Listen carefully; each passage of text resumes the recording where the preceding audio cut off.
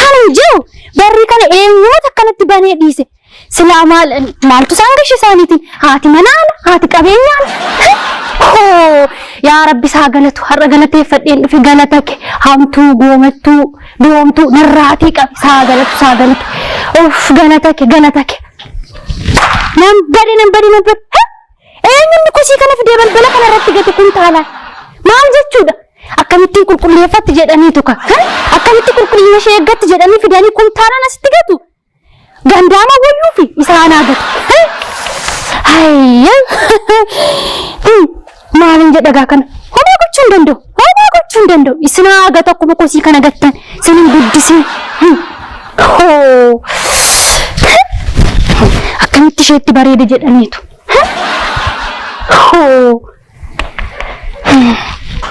Jaartiin tun maali?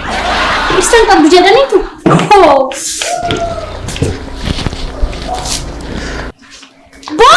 Boontu. Kootu. Agartii kan? Maal? Agartii. Eenyumaan akkanitti na tuffatee fidee balbala koorratti kuntaalaan gatu. Kuntaala? Kunimoo? Arge? Boontu. Ani namatti dubbadhee beeka? Lakki. Sinaa gata akkuma kosii kan ani namarratti beeka? Gaaf tokkitti. Ol jedhee nama laalee beeka? Lakki. Boontu ko. Egaa maal wayyaree? Kuntaala kana ani dugdiin jiru. Dulloomeera akkam godheen gatagaa. Mala naa malmee bareedduu ko. Maal wayyaree? Maal wayya? Kuntaala kana akkam goonee baanname? Mala naa malmee bareedduu ko. Maal wayya? Maal wayyaree? Dargaggeessa wayii waa mula? Lakki. Kottu. Dargaggeessi qeeqoo seeneen beeku. Mala biraa naa mali. Maal wayyaree? Isa siin jecha. Silaa dargaggeessi dallaakoo keessan seenettan. Eeyyee seen. Isa siin jechaa jira kanatti himee. Achumatti gata. Kunoo bakka san gataanis achumatti hin gate. Wayyaan.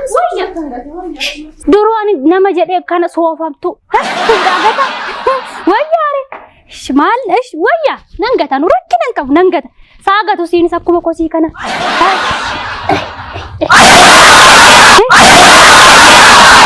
Sinaa gata akkuma kosii kana.